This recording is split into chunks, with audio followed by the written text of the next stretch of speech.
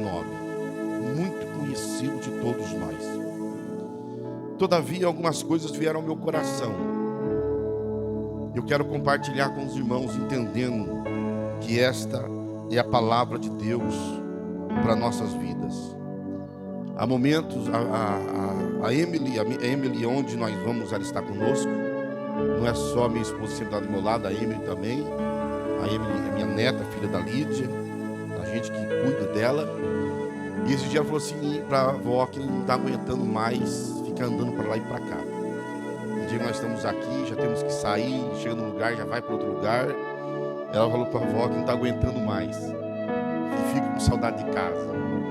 Às vezes as pessoas pensam que pastorado é ficar em casa dormindo o dia inteiro. Uma das coisas que me deixa muito contente é quando alguém me liga 10 horas da manhã, 11 horas da manhã, ou 2 horas, 3 horas da tarde. Pastor, o senhor está dormindo? Eu não sei se pastor tem figura de ser dormioco. O senhor era assim também, pastor Vânia? O senhor não ligava? O senhor, para mim, parece que eu tenho cara de dormioco. E interessante que a gente até de madrugada, quando liga, pergunta se a gente está dormindo. Pastor, né? Mas amém. A gente vai cumprindo o propósito de Deus. Números capítulo 23, versículo 19. Deus não é homem para que minta, nem filho de homem para que se arrependa. Porventura, diria ele e não o faria, ou falaria e não o confirmaria. É um versículo conhecido demais e que faz uma afirmativa. A afirmativa é que Deus não é homem para que minta. A Bíblia diz: seja todo homem mentiroso. Todo homem é mentiroso, mas Deus não é homem para que minta. Deus também não é filho do homem para que se arrependa. O que ele fala, ele faz. O que ele fala, ele confirma. E esse texto está dentro de um contexto bíblico em que Israel sai do Egito. Israel está peregrinando. Israel, eles pedem para passar pelo meio da terra dos amorreus. E os amorreus não permitem que Israel passe pelo meio da sua terra. Pelo contrário, eles juntam um exército para vir pelejar contra Israel. Israel, com a mão forte de Deus, destrói os amorreus, conquista a terra dos amorreus. E a Bíblia diz então que Balaque, rei de Moabe, como todos os moabitas, eles ficaram aterrorizados, eles ficaram medrosos, porque Israel estava à margem do seu território, e eles estavam com medo que esta nação os destruísse. E eles ouvem falar de tudo que Deus fez, de como Deus havia aberto o Mar Vermelho, o que aquela nação tinha feito, a nação de Israel tinha feito pelo poder de Deus nas nações por onde eles haviam passado. Então Balaque, ele vai contratar um sacerdote chamado Balaão, para que Balaão venha e amaldiçoe a Israel, porque ele acha que Israel sendo amaldiçoado, eles serão feridos e serão lançados por terra. E diz a Bíblia que Deus a princípio proibiu Balaão de ir até Balaque, ainda que Balaque prometeu riqueza a ele. Ele então a princípio obedece à voz de Deus. Mas quando os mensageiros chegam até Balaque, diz: Balaão não vai vir. Balaque manda novamente outros mensageiros, fazendo uma proposta ainda muito maior, de honrar ele sem medida, de fazer ele grande. E ele vai consultar Deus pela segunda vez. E Deus diz: tá bom, você quer ir? Então vai. Mas você vai falar o que eu mandar. E ele vai até Balaque. E quando ele chega, ele diz: olha, Balaque, constrói aqui 7 altares E prepare aqui 7 bezerros e 7 carneiros, e vamos sacrificar a Deus. E eu vou falar com Deus. O que Deus mandar eu falar, eu falarei. E ele sacrifica, vai e fala com Deus. E Deus diz: você vai falar estas palavras para Balaque. Quais as palavras? A palavra: como amaldiçoarei o que Deus não amaldiçoa? Como detestarei quando o Senhor não detesta? Ele está dizendo: como é que eu posso amaldiçoar um povo que foi abençoado por Deus? Quando ele começa a abrir a sua boca e falar sobre o povo de Israel ser abençoado, Balaque diz: ei, para aí, não foi para isso que eu lhe trouxe aqui, eu lhe trouxe para amaldiçoar, você está abençoando. Aí Balaque pega Balaão, leva para um monte mais alto, levanta mais 7 altares, sacrifica mais 7 bezerros e 7 carneiros, um animal desse em cada altar, ou seja, 2 em cada altar, um bezerro e um carneiro em cada altar. Ele diz: agora vai falar com Deus. E Balaão volta a falar com Deus. E quando ele volta para falar com Balaque, é esta mensagem que Deus pôs na boca de Balaão: Deus não é homem para que minta, Deus não é filho do homem para que se arrependa. Porventura prometeria, ele não faria, diria ele e não cumpriria. Deus não é homem. As palavras que Deus fala são verdadeiras, mas muitas vezes nós somos confrontados por esse texto, porque a Bíblia diz que Deus fala: clama a mim e respondei-te-ei. Mas quantas vezes nós clamamos a Deus e nós não obtemos a resposta de Deus? Ele diz na sua palavra: os meus ouvidos estão abertos à vossa oração. Mas quantas vezes nós oramos e parece que a nossa oração não passa do teto, parece que ninguém nos ouviu. Ele diz na sua palavra: impõe as mãos e os enfermos serão curados. Mas quantas vezes nós oramos e nós não somos curados? Ele diz na sua palavra que quando nós nos ajuntarmos, Ele estará no meio. Mas quantas vezes parece que Deus está ausente? Todos nós recebemos promessas de Deus, se não promessas individuais, mas nós recebemos promessa no coletivo. Por exemplo, a Bíblia tem mais de 7.000 promessas, que são palavras que Deus nos faz, promessas que Ele nos faz. E as promessas de Deus para a nossa vida não é baseado no nosso mérito, porque nós não as merecemos. As promessas de Deus são baseadas na sua graça.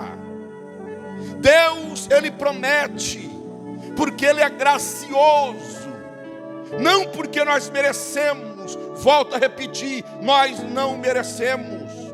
E o cumprimento desta promessa que Ele nos faz é independente do nosso poder.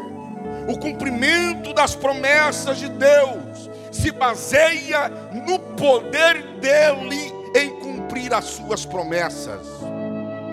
Ainda que nós sejamos fracos, mas a promessa não se cumpre pelo nosso poder, a promessa se cumpre pelo poder de Deus.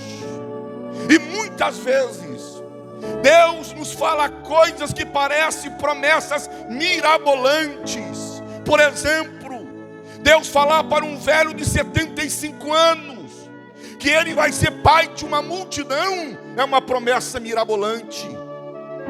Deus falar para uma virgem, adolescente de 13, 14 anos, que ela vai conceber sem ter tido relação com o homem natural, é uma promessa mirabolante.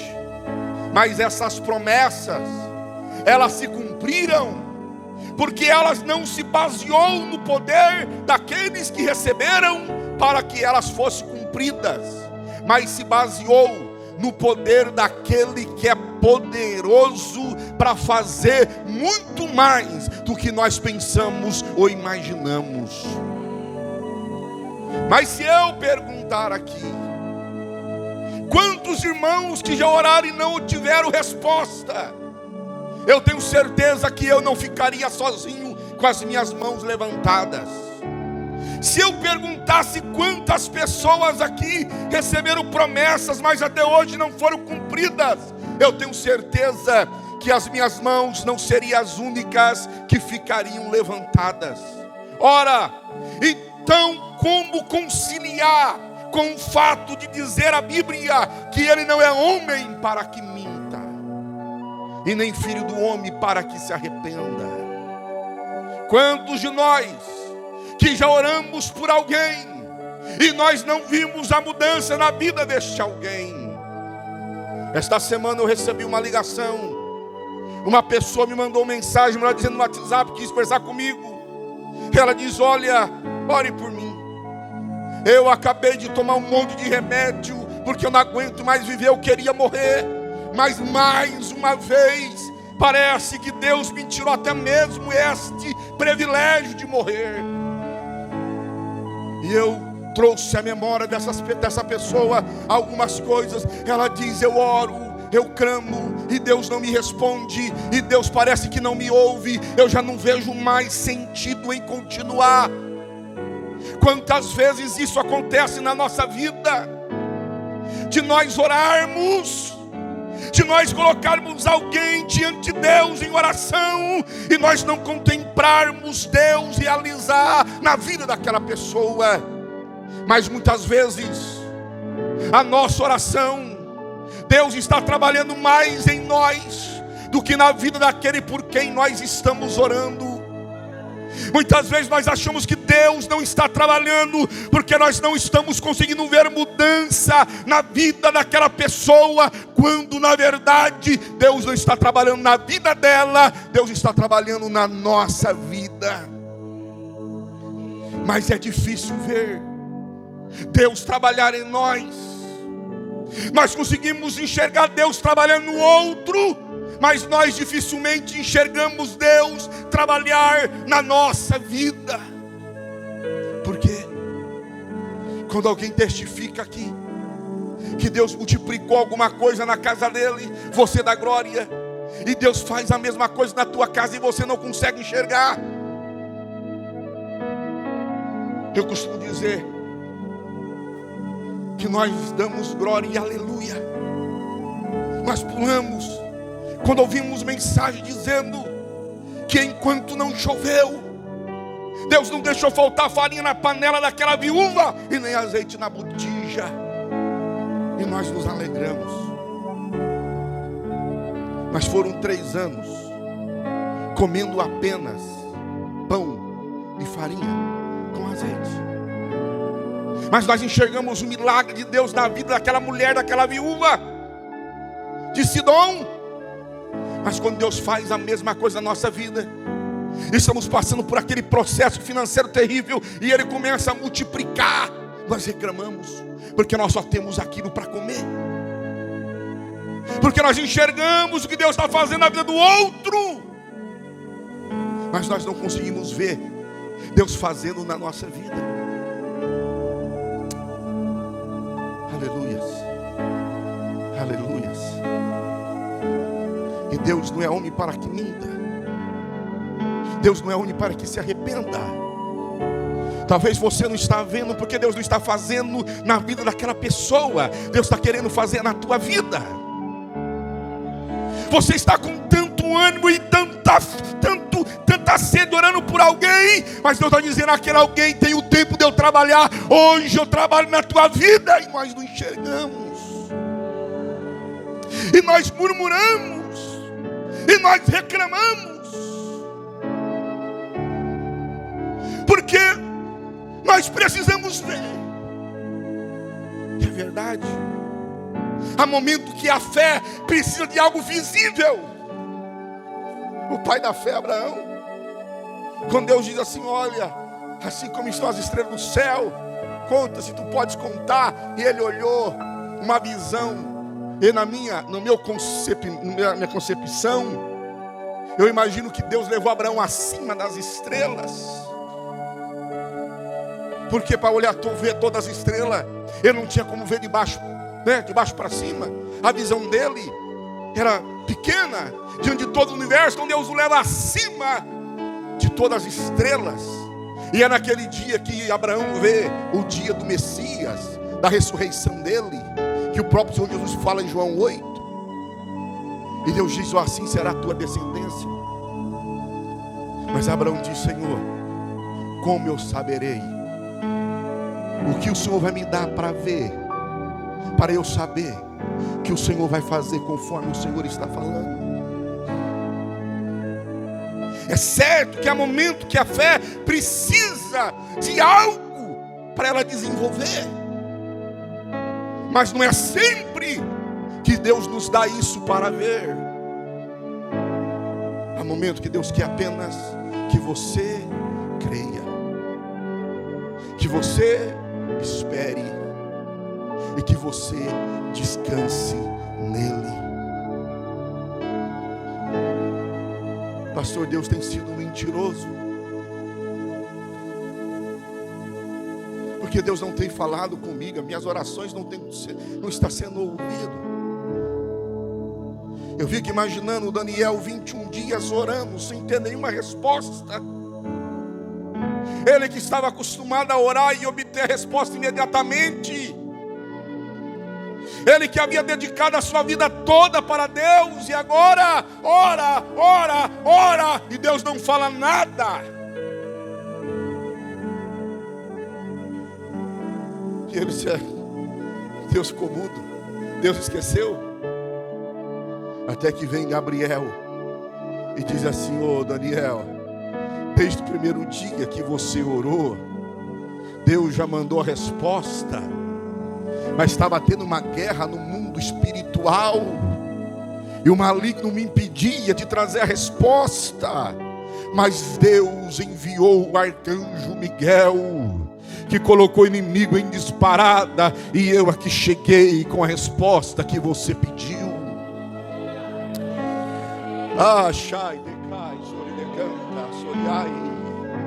Muitas vezes nós não enxergamos a guerra espiritual no mundo espiritual, nos ares, para que a nossa vida seja destruída, e nós pensamos: Deus não nos ouve, Deus não contempla, Deus não responde, quando Ele está dizendo: fica calmo, você não está vendo, mas eu estou pelejando, você não está vendo, mas eu estou colocando o diabo para correr, e a resposta virá em nome de Jesus.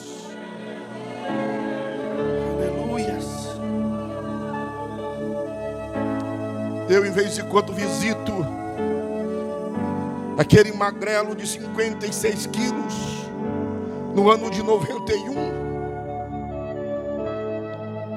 aquele menino que andava até meio corcunda, eu visito ele no altar da igreja do São José em Campinas, chorando, entregando a vida para Cristo. Eu visito ele muitas vezes na laje da casa do seu pai, orando sozinho, ouvindo promessas e palavras. E quando eu digo para Deus: Senhor, cadê as promessas? Eu sempre lembro que a promessa de Deus é Deus vindo do futuro para falar do meu presente, aquilo que para Ele já é passado.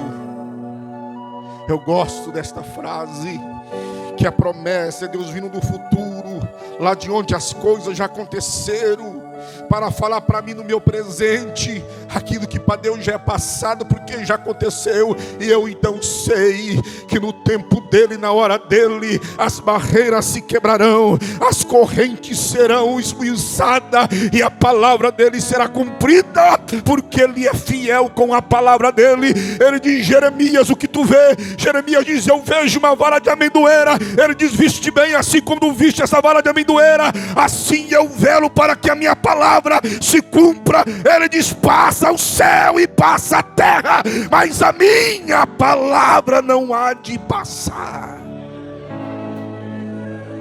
Diz: seca-se a flor e murcha-se a erva, mas a palavra do Senhor subsiste para sempre.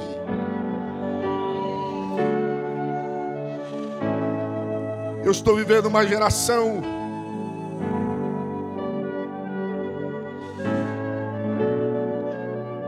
do imediato.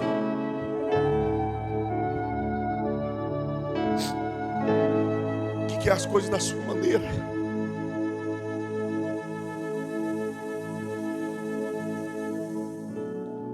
E não entende o trabalhar de Deus na nossa vida.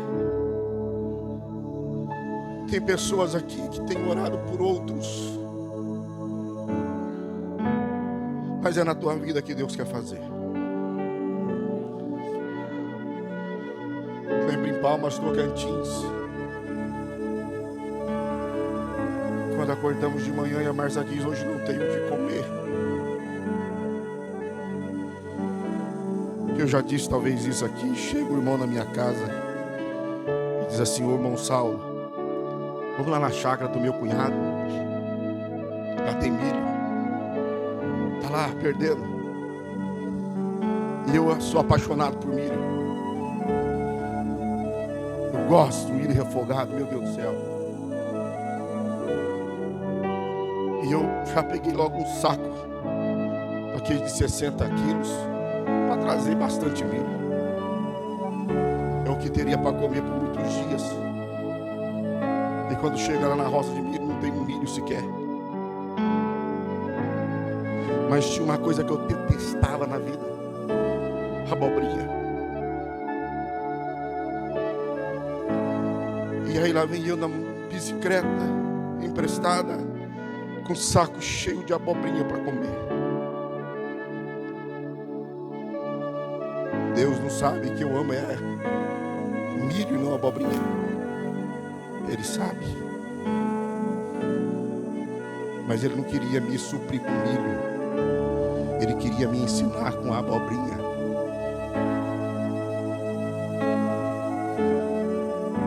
Talvez você está querendo uma coisa e Deus não vai suprir com esta coisa, mas Deus vai ensinar você com outra coisa.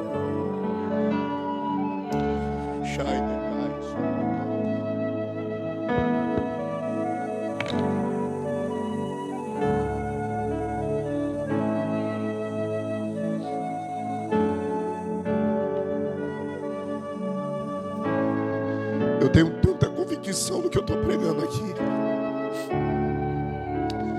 do que Deus pôs em meu coração quando eu dobrei o joelho nesta cadeira. Que há momentos, eu estou falando para jovens, eu estou falando para homens, eu estou falando para mulheres, para adultos, para anciões, que é momento que nós temos que nos dobrar à vontade dele. Você quer uma coisa, Deus não vai dar o que você está querendo. Eu estou sendo profeta de Deus aqui, mas o que Deus vai te dar é muito melhor. Então você tem que se dobrar à vontade dele.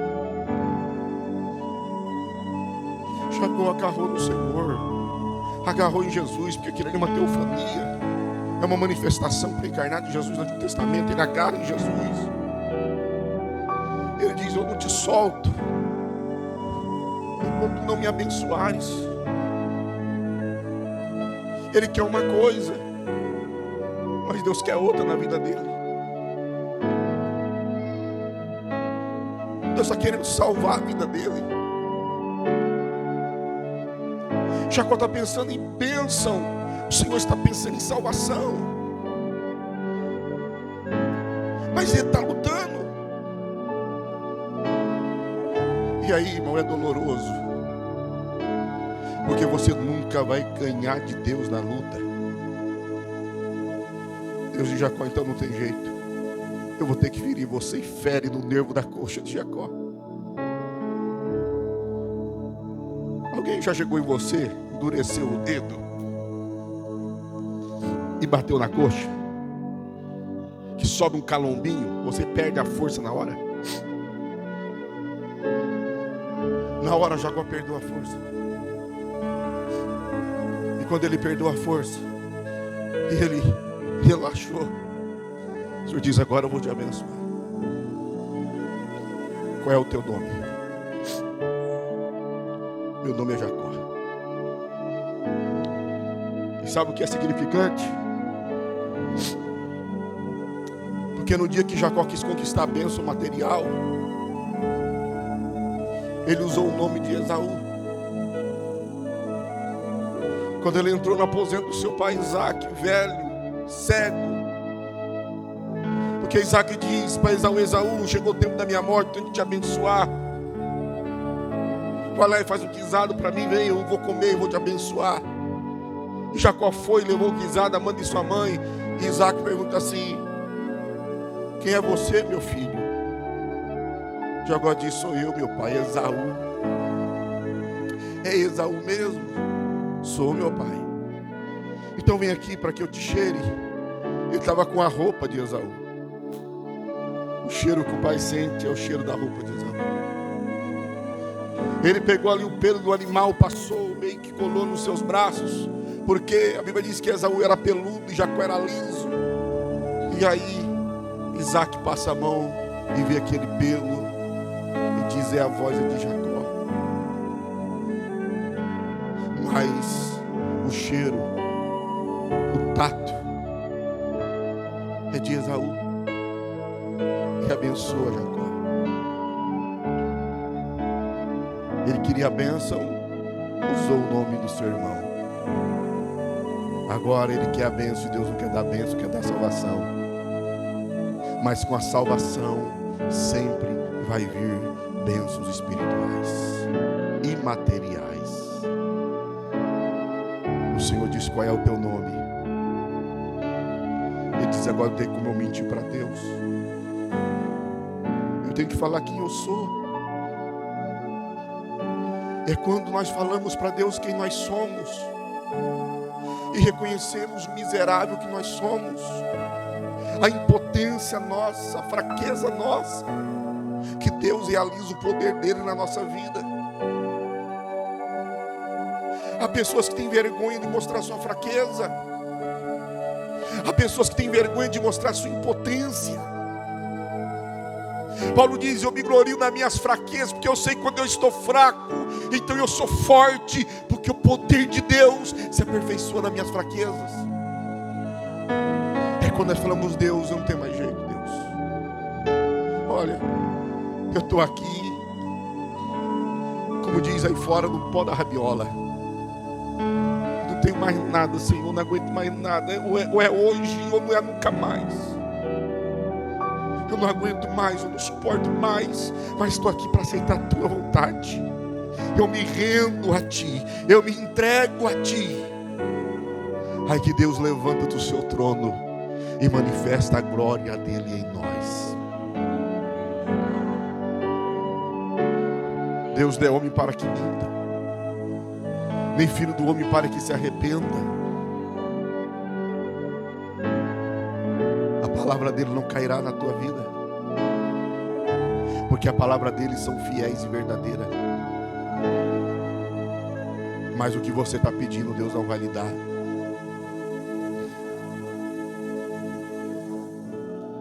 Quantas vezes eu já fui orar e saí tão triste.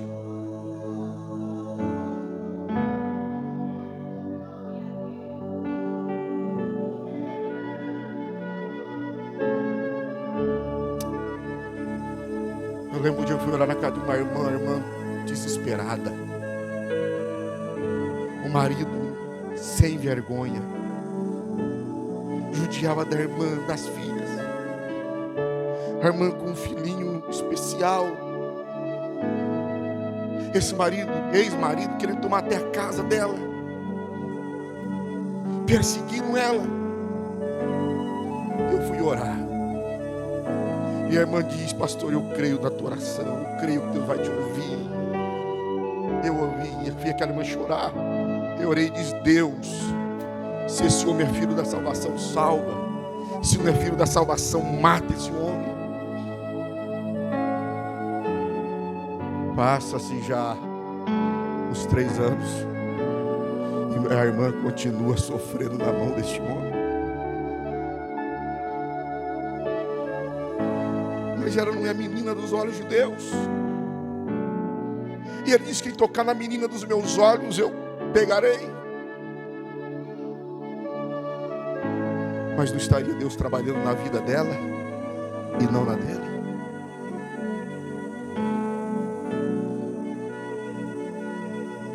Deus quer trabalhar na tua vida. Quem está entendendo esta palavra de amém?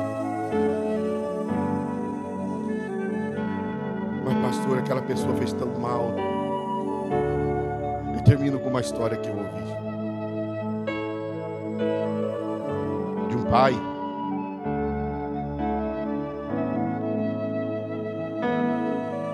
trabalhando na sua casa, no seu escritório, em casa. A esposa tem que sair, deixa a criancinha pequena aos cuidados dele, e ele intertido trabalhando, a criança querendo conversar, a criança querendo, vai para lá, para cá. O pai pega uma folha sulfite já usada e pega um mapa do mundo, imprime, rasga em centenas de pedaços, põe a criança no chão e diz: está aqui, ó. Quando você terminar de montar esse quebra-cabeça, eu vou parar para conversar com você. 5 minutos depois, a criança diz: pai, terminei. Mapa mundi. Uma criancinha pequena, como é que você terminou? Ele diz: não, porque atrás eu vi que formava a foto de um homem. Então eu consertei o homem. E quando eu virei, eu vi que o mundo estava arrumado. Deus está querendo consertar a tua vida, para que aquilo que está ao teu redor, que você está tanto questionando, também seja consertado. Eu quero convidar você para ficar em pé, em nome de Jesus.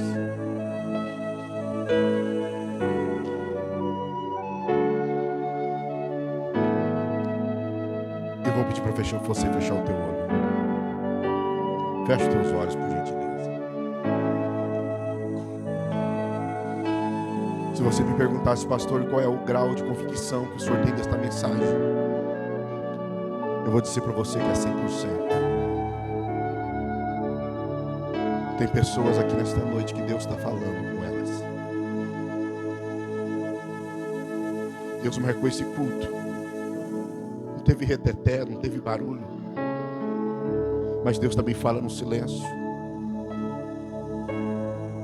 Eu vou fazer uma coisa que eu não costumo fazer muito, mas eu quero convidar você. Se você ouviu a voz de Deus, eu quero convidar você a sair do teu lugar e vir aqui à frente. Em nome de Jesus.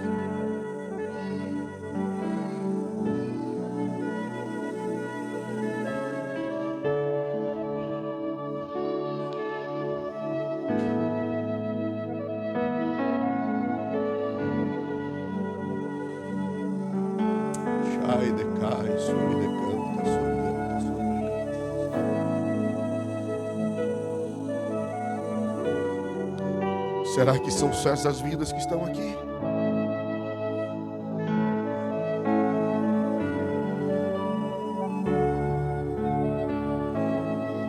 Por mais que eu já estou contente de ver essas pessoas aqui, O Espírito Santo diz ao meu coração que tem mais pessoas que precisa de um ato de fé, sair do teu lugar e vir diante do altar de Deus. Jai decai, sorianda, soridecas. Permita que o Espírito Santo assopre sobre a tua vida nesta noite. Sinta Ele assoprar, sinta o consolo, o refrigério dele entrando dentro do teu ar, da tua alma.